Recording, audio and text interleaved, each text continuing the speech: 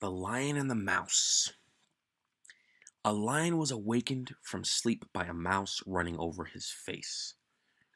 Rising up angrily, he caught him and was about to kill him when the mouse piteously entreated, saying, "If you would only spare my life, I would be sure to repay your kindness." The lion laughed and let him go. It happened shortly after this that the lion was caught by some hunters who bound him by strong ropes to the ground. The mouse, recognizing his roar, came and gnawed the rope with his teeth and set him free, exclaiming, "You ridiculed the idea of my ever being able to help you, not expecting to receive from me any repayment of your favor. Now you know that it is possible for even a mouse to confer benefits on a lion." Great quote. Fun story, albeit brief. Again, it's only 4 lines. But here, the mouse the mouse asked the lion to spare its life, and the lion laughed and let him go. This is huge. The fact that the lion laughed. Remember, it's in the lion's blood. It's the lion's probably just common journey as he's going along his day, or as she's going along her day, to to kill mice, to kill these rodents, bothersome, obnoxious rodents. Um, and but he or she just laughed and let him go, and that really shows just maybe it was and you also want to think about these like why would the lion laugh, and just think around it. You could make up part of the story.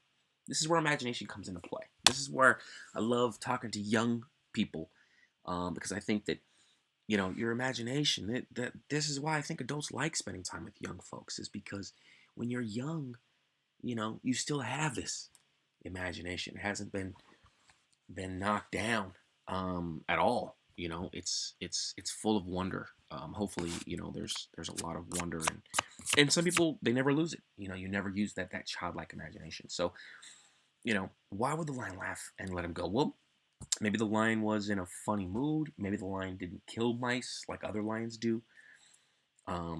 Maybe it was just had a good dream and just caught him on a good day. Maybe if it was Wednesday. Maybe if it was Thursday, he would have killed the mouse. Or maybe the lion appreciated like the salesmanship, that the mouse, when the mouse piteously um, entreated, saying, "If you would only spare my life, I would be sure to repay your kindness." Um, maybe he just the lion, he or she just appreciated, sort of the salesmanship and um, the request to save his or her life. And then shortly after, the lion was caught by some hunters, or maybe the lion knew that it was possible that hey, there's something higher than me on the food chain, mankind, and these hunters can kill me, etc. So there are myriad ways, but what's most important is that the lion had levity in the situation and didn't always take advantage of the power dynamic. I read somewhere, I'm sure we've all read this quote, true power is having power and not using it. That's true, and I'm sure I'm butchering that quote, but here's a situation where the lion, and there's also these quotes, from like Hollywood, you're all the people that on the way up, that you were nice to or that you stepped on the way down, you're gonna have to see those same faces. So you should be nice. In general, you should be kind and be thoughtful and be caring. Um, so and don't burn bridges and be overly fraught with conflict and drama. So there's a lot here. I know I'm unpacking a lot, but again, we want to take these fables and we want to connect them to the real world, the modern day world, in our society right now. Because even though these are fables that don't have technology, they're talking about uh, human nature and animal nature and making good decisions and wisdom. Um, you know, wisdom is very different than knowledge.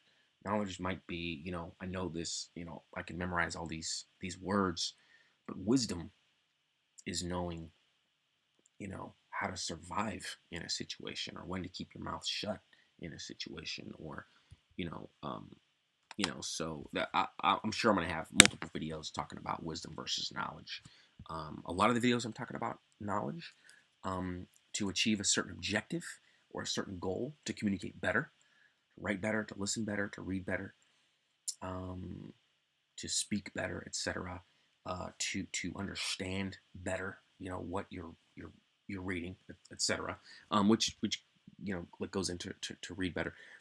But wisdom is really paramount, and obviously is much more helpful than knowledge, um, than just book knowledge for book knowledge's sake. So, anyways, the lion, for whatever reason, had levity, humor, and wisdom, and let him go. So you know what? I don't need to harm this mouse. And look what happened. The mouse recognized the lion's roar. So that's kind of funny too. That the mouse was also very perceptive, um, in his or her surroundings. So recognizing the roar of that lion. So it's kind of a good thing that the mouse roared, and he jumped up angrily. So that's kind of a sort of a wacky aside. But the mouse recognized his roar, came and gnawed the rope with his teeth and set him free, exclaiming, "You ridiculed the idea of my ever being able to help you, not expecting to receive from me any repayment of your favor. Now you know that it is possible for even a mouse to confer benefits on a lion." And the obvious is that we all can help each other, and you don't know who might uh, you know, who might be wearing a different shoe on a different day, or who might be in a different situation on a different day. It also speaks of just just being kind to people in general, being kind to animals, being kind to children, being kind to harmless, to things that are harmless. Um, that you might eagerly be used to just being blunt and irascible and perhaps harmful, um, in a selfish, dogged, unrelenting pursuit of fill in the blank. Um, but by taking more care of perhaps those that are lesser among us, you never know.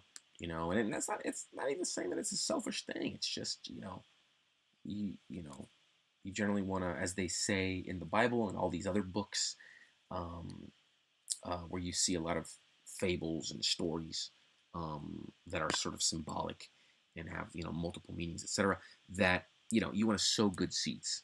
I'm sure you've heard that you want to sow good seeds. Um, I'm not, I'm definitely, you know, I'm definitely,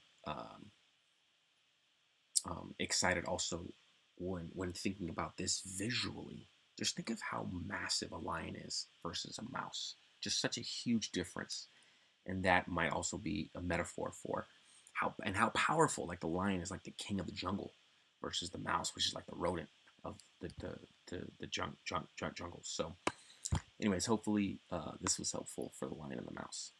Thank you very much.